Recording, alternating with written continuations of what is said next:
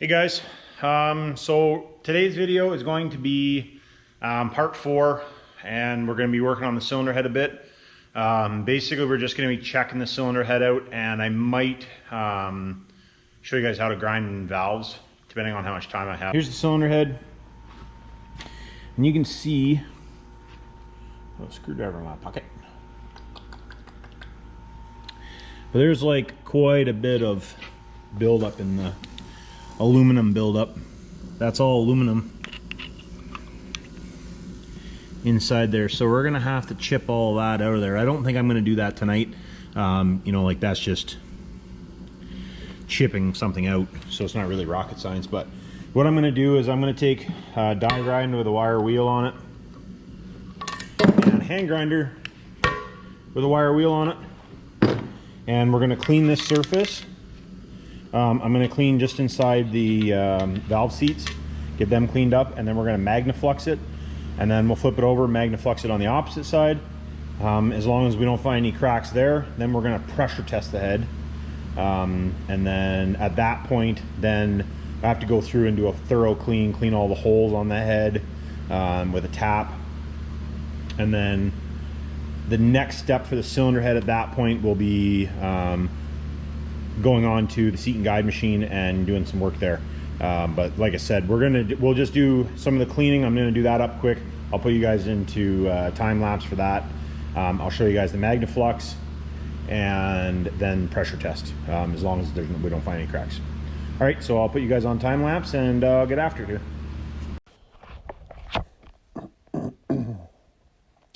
So you can see, just using the hand grinder with the wire wheel to clean all the surfaces up. This is the best way to do it. You won't remove material when you're doing that. Just taking the die grinder now, doing the same thing, just cleaning up ports, and then kind of see if I can get some of that nasty stuff out of that one exhaust port. But there again, like I said, just pulling a bunch of material off, or crap and corruption off, basically. You know, get all the surfaces cleaned and do an Optiflux on it, we call it. Just, you know, visual check, see if you can see anything funky going on. That's it for that one. All right, now I got her cleaned up. This is a Magnaflux. This is an old school style one. There is some newer fancy ones. I've never had an issue with this one. I've had it for a long time. So anyways, what you want to check is, and I've showed this in a couple videos, talked about it a couple times, is these things like to crack inside here. So, and then they also like to crack down in here too. So what we're going to do is, and with a Magnaflux, for guys that have never used one, your field of crack needs to be in between here. So you're going to check, get it in good view here. You're going to check, when you're checking across this way, you're going to be looking for a crack this way. And when you check this way, you're going to be looking for a crack this way. So you'll see, like, I'll do it this way, do it this way, do it this way, do it this way, you know, and all the way across. And then same with down across here. Then we'll flip the head over. So I'll show a couple, and then well, I guess I can just show a couple. I'll do the rest of the head later. You guys don't unless I find a crack, obviously, but.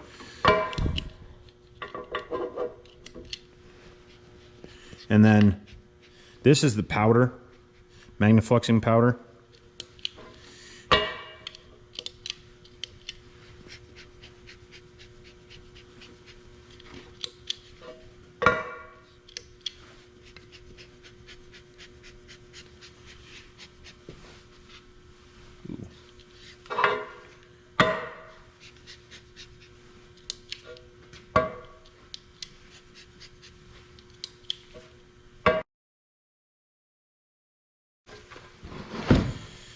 Now what we're going to do is we're going to check, there again in a bunch of my other videos, they like to crack in here, the valve seats like to crack, and then also across from the injectors. So what we'll do is we'll check her here.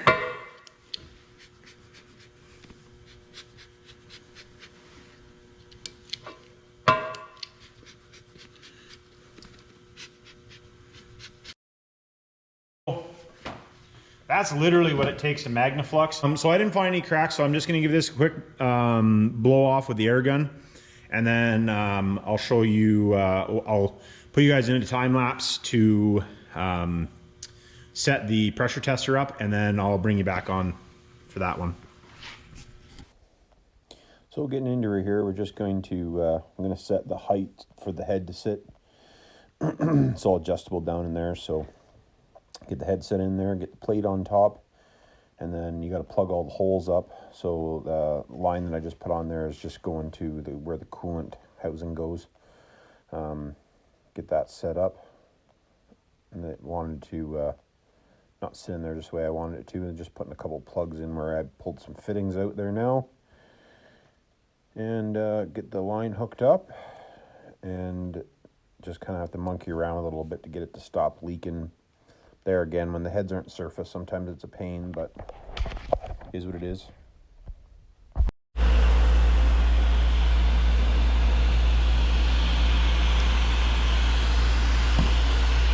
So get this thing in there. This plate is actually for doing Cummins stuff. So this is just like, basically for the guys that want to know, it's basically just kind of like a cantilever setup.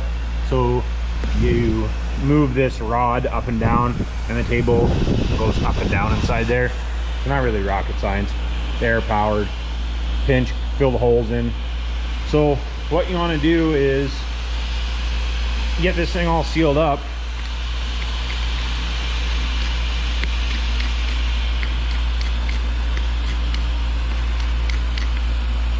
And just make sure that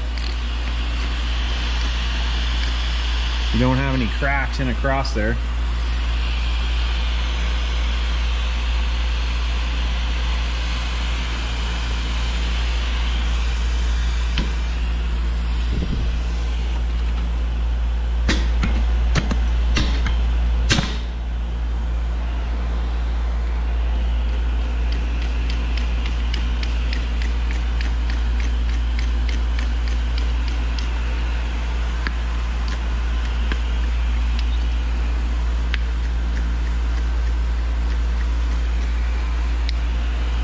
So they're in there, and being that usually you're going to catch the crack with the Magnaflux anyway, you want to make sure you give it a good soak down. Make sure you don't see anything funky. Lots of times, you know, like it's really, ultimately with these things, you would really like to see the head sealing there perfect, and you can actually shut the air off. But I find most of the time, especially with these being warped, you'll get leaks like, you know, like these ones. There isn't really much you can do about it. And then the fittings and stuff tend to leak. Side pressures, yeah, it is what it is, right? So that's literally it. That's just soapy water. Doesn't look like there's too much soap in it at the moment, but you know, if there's any cracks, you see them pretty quick. And usually, like I said, there's cracks. You'll see them. You'll see them on the Magnaflux anyway. So these things aren't inherently, like, there is some heads that are bad for cracking inside the exhaust ports, like inside the exhaust ports. Sometimes in the intake ports, but these ones are not inherently bad for that. So they have their spots where they crack, and I've never seen them crack other than in those spots. So, but yeah, like I said, you can see, you know, even if you fight with it for a while, you can get them sealed up perfect. But we Magnaflux and pressure test. So you know, I've never had one come back that had an issue. So we got that on the go. So guess I forgot the parts washer was on, so you guys had to listen to that parts washer running. Sorry about that. I listen to it all day long, so I don't even hear the thing anymore. But I washed off a couple valves just so that I can show you guys.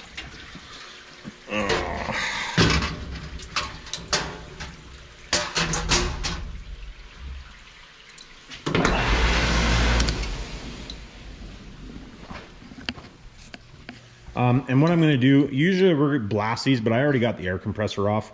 So I'm just going to wire wheel these ones up. And then I'll show you guys what we do with them after that. But I'll just wire wheel these ones up just so they're not messing up the oil in my grinder. So onto the valves. Like I said, usually I blast these, and they look, if you're not replacing them,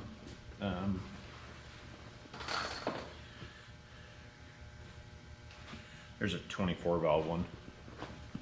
So usually when we start, they'll look kind of like that. Later, I just got my grubby fingers on that one. But anyways, so what you want to do with these things is you want to run your fingers over them, make sure there's no sharp edges or anything, that type of thing. Make sure that groove is clean to start with. And then if you look at the top, these ones actually aren't that, oh yeah, that one's worn a little bit. But you can see on the top, I'll show it when we're grinding. There again, I don't know if you guys will be able to see it real well. I'll have to take a picture, but what you want to do, this valve actually looks like it ate something, so it's probably not going to be any good, but what you want to do is if you measure the top of the valve with your micrometer, that's going to tell you what size, as long as there isn't a step, that's going to tell you what size the valve originally started at. So we're 313 thou. Now, this valve don't look bad, but you can see where it stops. You can see where it stops down there, where the guide stops. So if you're measuring it there,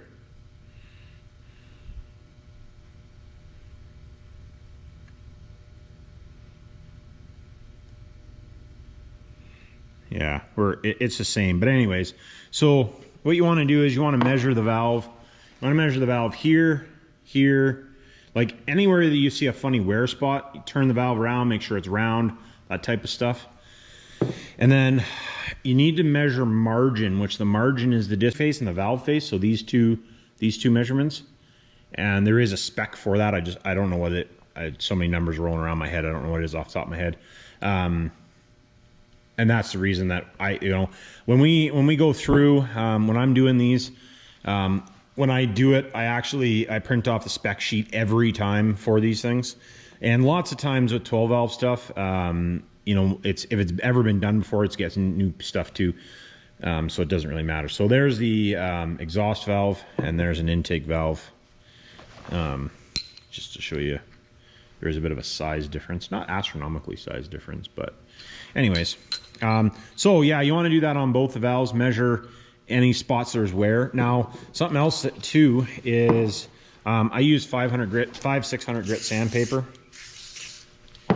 And this is just to take, if there's any high spots or low spots, or I should just say high spots, clean the valve and make sure you use lube, because it is wet sandpaper and it's always better if you use lube in pretty much every instance, I think anyway.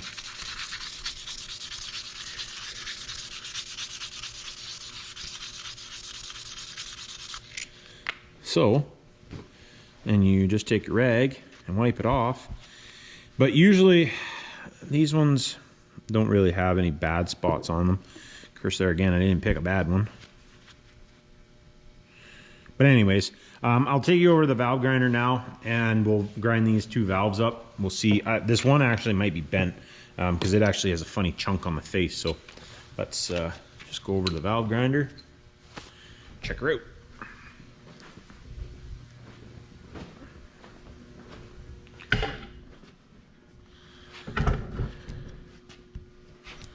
So this is my Sioux valve grinder via, I don't know, old. I'm sure it's old. I can guarantee it's older than I am. So first thing you're gonna do when you're doing these is you want to do the valve, the stem top, and that's pretty easy to do.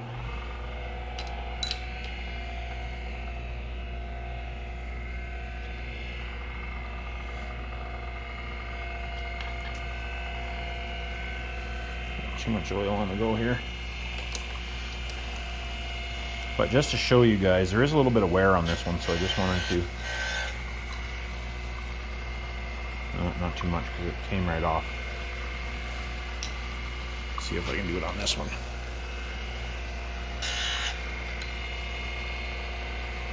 Yeah, you can see it in that one. And you can see where it's touched and where it hasn't touched. These ones aren't that bad. They look bad, but they're not really that bad. But anyways, so all you do is just usually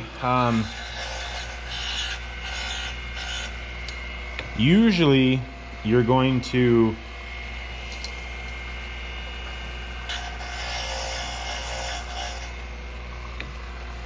run it back and forth in there.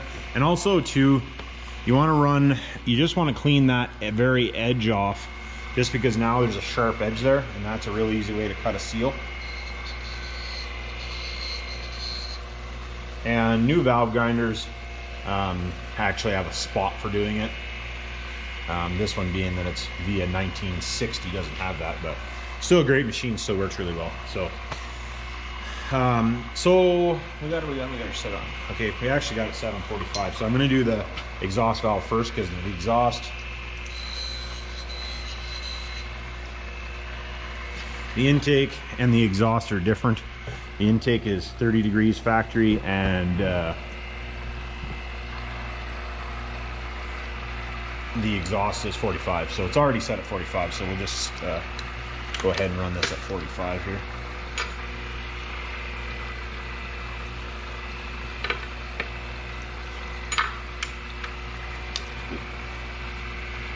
Set up here. We're using it for something else today. And we do, I'm just not a Cummins Cummins shop. We do general machining for everything. So, you know, we do have, so basically what you want to do on this style of valve grinder, for you guys that aren't familiar with valve grinding, is you're going to bring, you have your valve face here and it comes up against the stone. The stone is going to be surfaced, and then this is 45 degrees from the flat edge of that stone. So basically all you're doing is you're going to take it and move it back and forth until you get the grind, and you'll hear it in the video. You can hear it touching there, and the oil is just there for lubrication.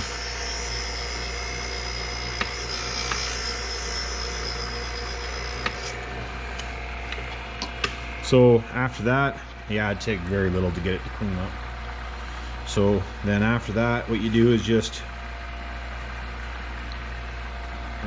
there's actually still more. Didn't get it all out yet.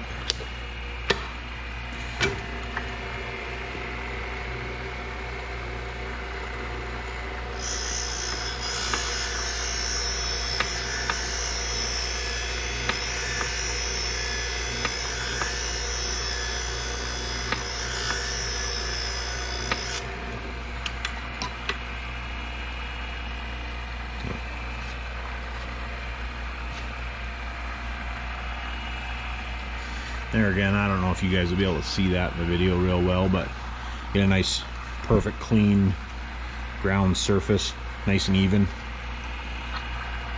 Hard to see it, but versus that one.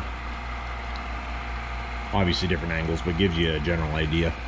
So, change this up here. We'll just do this because this valve's 30. Just change the angle. Angle the dangle here.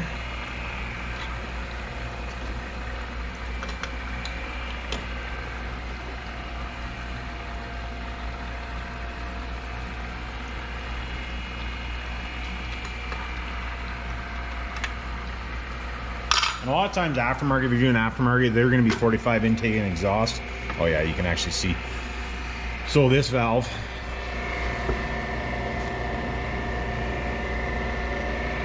she benty. So that was no good. But that's one way of telling, real easy way of telling if you're doing valves. And you can do this with a grinder if you're pulling this stuff apart and cleaning it. You know, if you have a, you know, if you talk to your shops and stuff, you know, if you bring everything already polished and cleaned and head cleaned and all that stuff, they'll probably give you a break on doing it because it takes time, man hours. You know, it is time consuming process. So that valve being bent, which I kind of thought it might be because it actually has a little chunk right there. It has a chunk in it right there. Chunk out of it, I should say. But if you stick this in a drill and set the drill on top of the table, you can do the exact same thing as this because it's just kind of like a drill chuck, right? Just be careful you don't clamp it real hard on it because you'll mark this up. So you want to be real careful, just lightly. You know, you give them a spin, and if they're bent, they're garbage. You can't, there's no using those. G for garbage. Or filed under garbage. Filed under G. So anyways, thanks for watching, guys. You know, like and subscribe. If you haven't already, I appreciate everybody that has subscribed. It's awesome to see the channel growing. Couple pages on Facebook. When I get a bunch more videos, I'm gonna probably post on a couple different pages on Facebook. Just these are two that guys seem to be willing to learn stuff and looking for information, so I thought I'd help out. So that'll be the end of this one. Hopefully we'll see what I got on go tomorrow. I got a pretty my plate's pretty full right up until Christmas now, but I'm gonna see if I can get the crankshaft polished, and maybe I'll either do some block work or I'll do some head work, and then on Saturday I'll definitely do some head work and block work. Spend a few hours doing that, and then I can post up a couple videos, maybe a couple 3 videos or so, hopefully on Saturday. Look forwards for that. I will get a couple more up. So anyways, I hope that helps you guys a little bit, showing, you know, the process of doing that. And that process, I would say, like, you know, clean the head, Magnaflux the head, pressure test the head.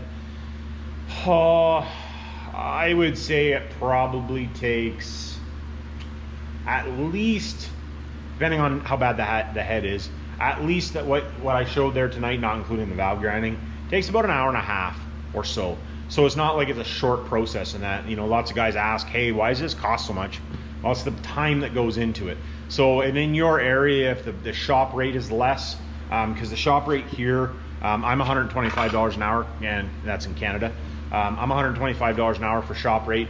If you're in somewhere where your lower shop rate, it'll turn into a lower cost because your hourly rate, because everything's based off hourly rate, right? But, you know, don't go into shops and say, hey, you know, you guys are charging too much, because you're definitely going to get off on the wrong foot. I can guarantee you that's you know, that'll be so much it. But anyways, like I said, like, subscribe. I appreciate it. Got any comments, hit me down below.